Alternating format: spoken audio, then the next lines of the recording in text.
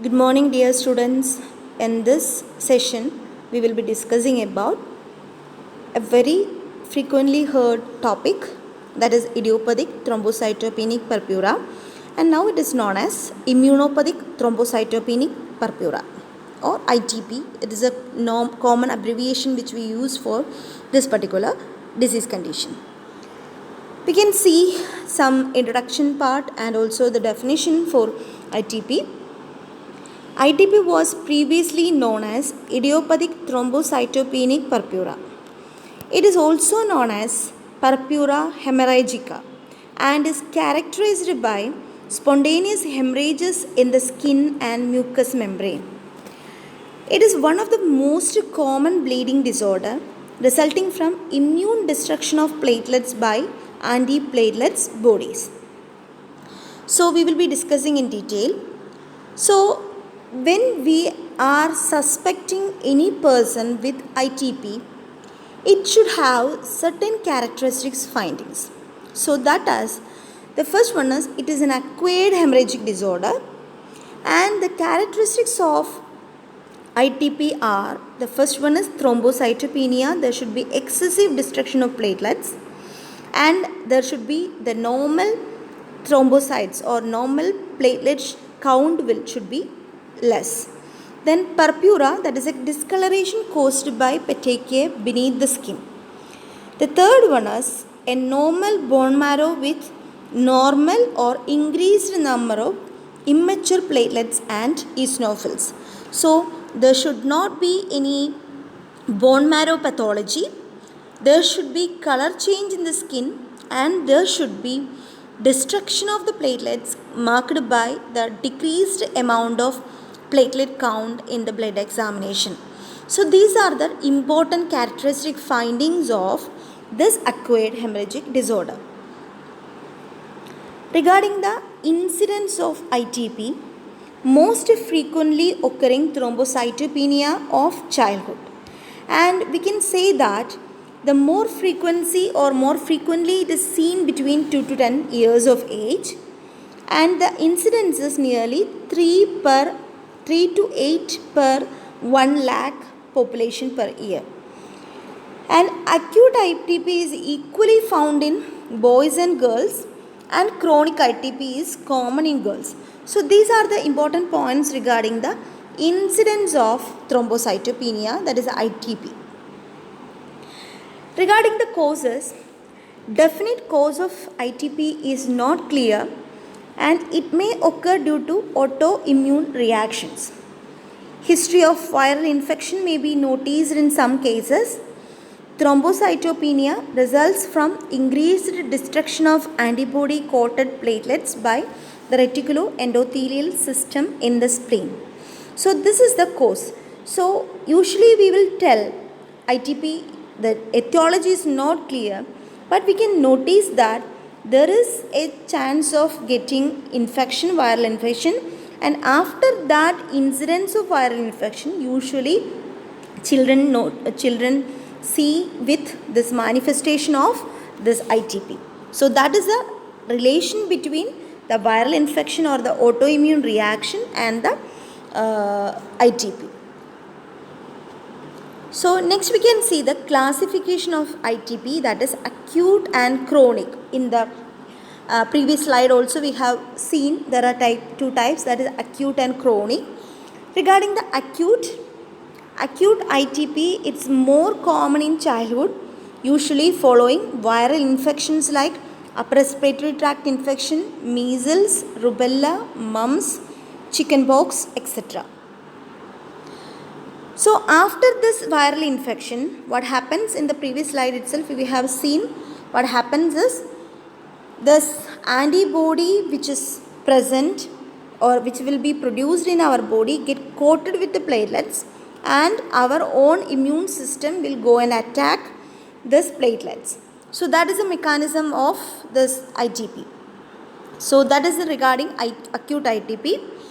And there is sudden onset of symptoms associated with this thrombocytopenia. Within 1 or 2 days, the manifestations will be appearing, and prognosis is good with 80 to 90% recovery after for after 1 to 2 months of suffering. So maybe for 1 to 2 months the child will be suffering, and after that complete recovery is present. Usually self-limiting disease, so only supportive care may be required in majority of the cases. Next is chronic ITP. It is less common in children. Usually it is seen in adults. The onset of symptom is insidious. No history of viral infection is usually detected, and thrombocytopenia is not severe, and average course of illness is more than 6 months. So it may be usually associated with some systemic disorders like SLE, thyroid diseases, rheumatoid diseases. So along with this you can see chronic ITP. So this is regarding the classification of ITP. We have seen there are two types of ITP, acute and chronic, based on the onset of symptoms. So that is acute and chronic ITP. Next, regarding the clinical manifestation, easy bruising following minor trauma can be seen. Petechiae and bleeding. Petechiae may be found all over the body and bleeding usually from nose and gums. Then ecchymosis is seen over the anterior surface of lower limbs and over bony prominence. CNS hemorrhage may occur in initial phase of illness, and in certain cases spleen may be palpable. Severe manifestation may be found as hematuria, GI bleeding, severe nosebleed, menorrhagia, intracranial hemorrhage, etc. Life-threatening complications may arise due to severe bleeding. So in severe cases we can see some amount of intra-abdominal bleeding also, and also internal hemorrhages can be seen in the form of hematuria, hematemesis, melena, hemarthrosis, menorrhagia. So these all manifestations also can be seen in severe cases, which indicates the internal hemorrhage. And in some cases we can see the hematomas also over the lower extremities. So these are some of the manifestations of ITP. Next we can see the diagnosis of ITP. So careful history regarding previous infections, drug therapy, exposure to toxins or insecticides. So especially in acute ITP we are expecting a previous infection. So this type of history collection is very important. Thorough clinical examination should be done for the manifestations or bleeding tendencies of the person. Hess test or tourniquet test shows positive findings.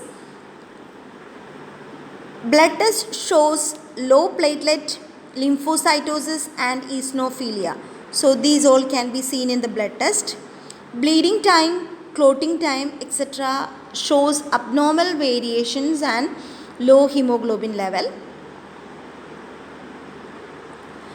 Then diagnosis, like bone marrow study can be done. This is to rule out the chance of any other bone marrow failures like leukemia, aplastic anemia. So usually in ITP our definitive test to diagnosis is not there. We are trying to rule out all other causes of thrombocytopenia like lupus erythematosus, lymphoma, leukemia, aplastic anemia. These all chances we will be ruling out, and we will be making a diagnosis for ITP because we don't have a definitive test to diagnose ITP. So there is a method of making a diagnosis for ITP, and platelet antibody assay helps to confirm the diagnosis. So these are some of the diagnostic investigations what we do for ITP. Very importantly, all of the tests we are doing is to exclude the other reasons of thrombocytopenia to make a conclusion on ITP. So a definitive test to diagnose ITP is not there, and can use the platelet antibody assay to confirm the diagnosis. Next is regarding the management. In majority of cases, it is self-limiting. So that is about the management. Supportive management to be provided with blood and platelet transfusion.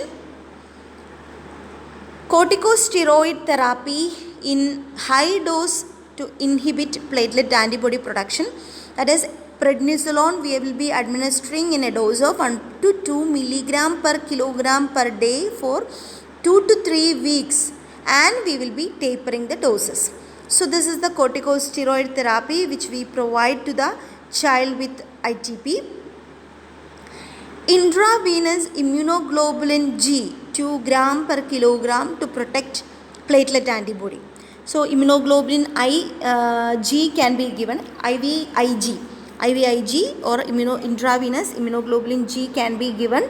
That is, the dose is 2 gram per kilogram to protect the platelet antibody, as it is an autoimmune reaction.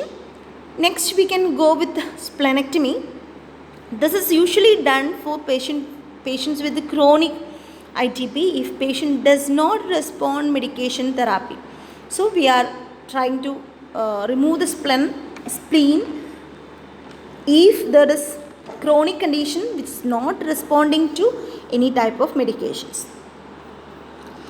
The refractory cases of ITP can be treated with immunosuppressive drugs like vincristine, cyclophosphamide, etc.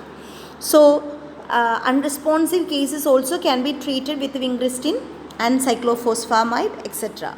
So this is about the management.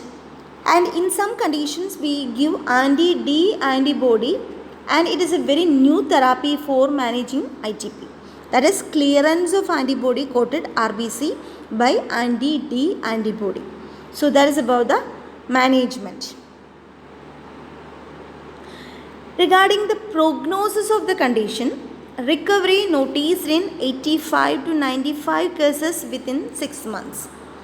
So that is very good prognosis, especially in acute condition, acute ITP. Remaining 10 to 15% of cases become chronic, and their prognosis is depending upon the response of persons to the medication. The cure rate may be 75% following splenectomy. So that is about the immunopathic thrombocytopenic purpura or ITP. Previously it was known as idiopathic thrombocytopenic purpura. So I am just giving some points regarding a non-thrombocytopenic purpura, that is another name which is given as Henoch-Schönlein syndrome. Henoch-Schönlein syndrome, and it is very commonest non-thrombocytopenic purpura. There may not be thrombocytopenia, platelet destruction may not be there, but the person exhibits the purpura manifestations. Then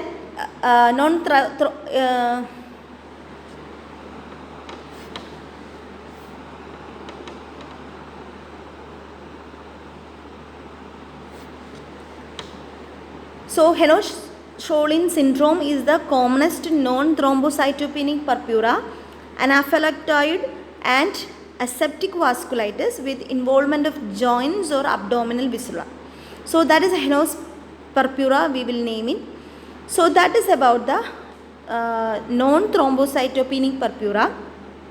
So when we are comparing with the ITP, it is very less frequently seen, and it is found between 3 to 12 years. So when you are posted in the clinical child health wards, you can see many of the children with HSS or HSP will be written. So the clinical manifestations: petechia, rash, arthritis, GI bleeding, nephritis with acute renal failure. So these are the clinical manifestations of this disease. So the diagnosis: abnormal platelet function and platelet count is normal. So the functioning may be abnormal, but the count will be normal. So purpura can be seen, but the counts may be normal. Throat swab culture may show Streptococcus hemolyticus, and ASO titer may be raised.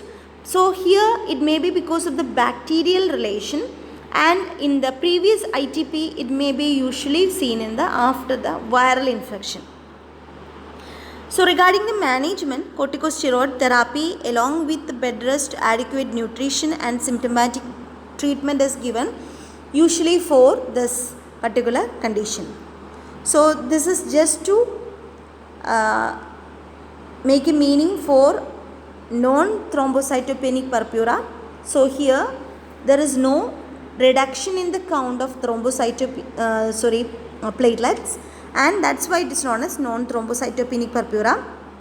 And the previous one is, but it's there in your syllabus, is ITP, and it is platelet count will be low.